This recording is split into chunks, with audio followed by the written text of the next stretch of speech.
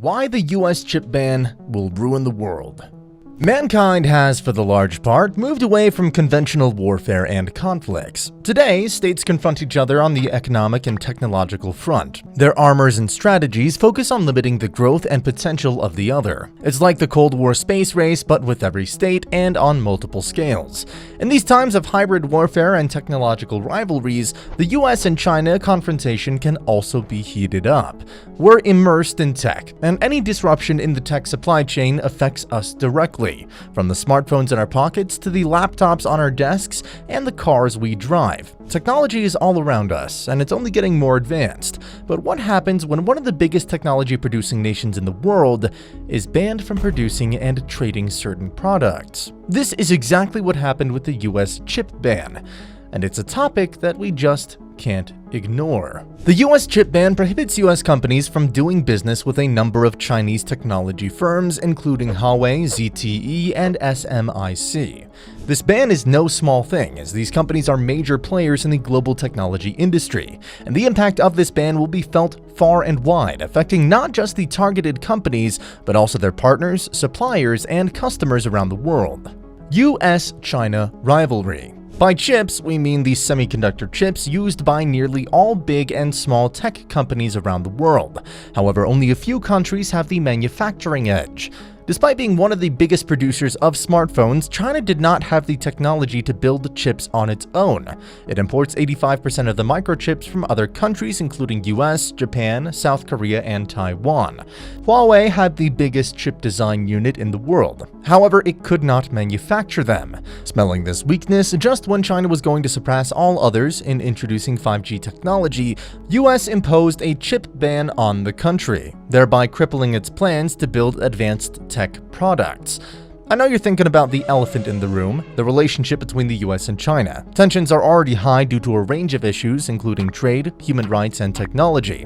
And the ban is seen as an aggressive move by the US to restrict the growth and competitiveness of Chinese technology companies, and it's likely to prompt a strong response from China. In today's world, stopping microchip supply is equivalent to pressing on an economy's jugular vein, which is exactly what the USA did. This could escalate into a full-blown trade war, which would have negative consequences for the global economy and political stability.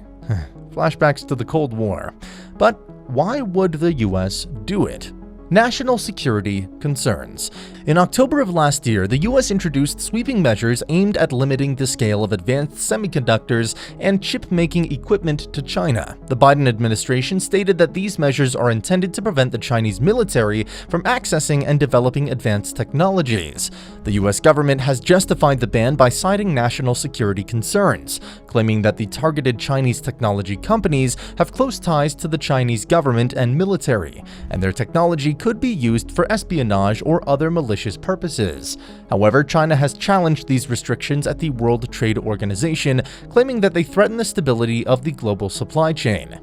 I guess we all know where this could potentially go, but wait, it doesn't stop here. In a latest, the USA has sought to align South Korea, the Netherlands, and Japan in its strategy to impose stricter measures on exports to China. These three nations are crucial players in the global semiconductor industry.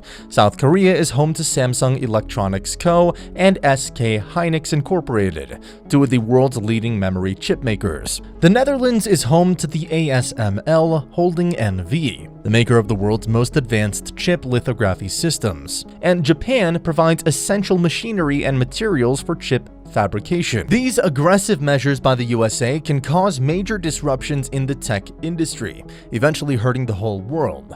Nina Xing, the author of the book entitled US-China Tech War, stated in an interview that, quote, US wants to achieve its objective of keeping China technologically backwards, and most importantly, to keep a stranglehold on China's tech sector so that US can continue to have very strong leverage against China. So it's economic competition or national security. Surely it remains debatable. And let me explain how. Supply chain disaster. The reason why this ban is such a big deal is all about the technology supply chain. The Chinese technology companies are significant players in the global industry, and their absence will create a void that may be difficult to fill. This in turn will have a ripple effect on their partners, suppliers, and customers. It will be forced to find new sources of technology and components. This could result in significant delays and increased costs, disrupting the flow of technology products and services to customers around the world. For example, Huawei's semiconductor chip design unit called HiSilicon is one of the most advanced in the world. But because it was merely a design unit that outsourced its manufacturing to foreign manufacturers, it has now put a great dent on their production. The game is not just about the supply chain. These Chinese technology companies are also in the forefront of cutting-edge technologies such as 5G and artificial intelligence, and the ban will prevent them from accessing the latest technology and components, stifling their ability to innovate and compete. This could result in a significant slowdown to technological progress and a loss of competitiveness for these companies. Smaller companies suffer more. The impact of the ban will be felt most acutely by smaller technology companies and startups, which rely on access to cutting-edge technology and components to develop and bring new products to the market. These companies may be forced to scale back their operations, delay product launches, or even shut down due to the lack of access to critical technology and components. Once again, we're the losers. As the people lose the chance to access tech and innovate, the overall growth slows down. What do we lose? Remember Huawei? In 2020, it left Samsung behind and became the top smartphone seller in the world. It was growing at a whopping 39% rate year over year. Well, now it can't even access Google's Android system, and the sales have gone way low. But what about Huawei users around the world? Huawei provided cutting-edge tech at affordable prices, best zooming cameras, and more. Now, all those users are forced to compromise quality by buying cheap alternatives, or they could pay thousands of dollars to get the US-made phones. What people lose is the accessibility to high-technology products. In countries geographically closer to China, people could buy at an even lower rate. Now they have to buy American products with their inflated shipping costs.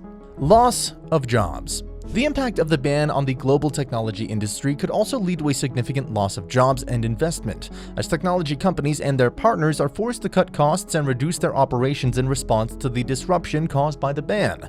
People engaged with these big and small companies would suffer because of job loss and pay cuts. The ban could result in reduced competition in the global technology industry, as smaller and more innovative companies are forced to scale back their operations or exit the market completely. Geopolitical tensions. If the supply chain disruption wasn't enough, the chip ban also tarnishes the relations between states. China is a major player in the global technology industry, and the ban will likely prompt it to accelerate its efforts to develop its own technology and components. Ending up with a more inward-looking and protectionist China would have negative implications for the global economy and political stability. Adding fuel to the fire is the USA's invitation to other countries to join her in limiting Chinese growth. These moves can escalate into bloc politics, the worst of which we already suffered in the previous century. Let us know in the comments section if you think this can be a good move in the long run. This video demonstrated the far-reaching and potentially devastating impact of the US chip ban, and they highlight the importance of carefully considering the consequences of such actions before they are implemented. It's important to consider the impact of this ban on not just the targeted companies, but also on the global technology industry, the economy, and society as a whole. Do you think USA's security concerns are justified? Could there be alternative ways to deal with competition? How did the chip ban affect you and your country? Let us know.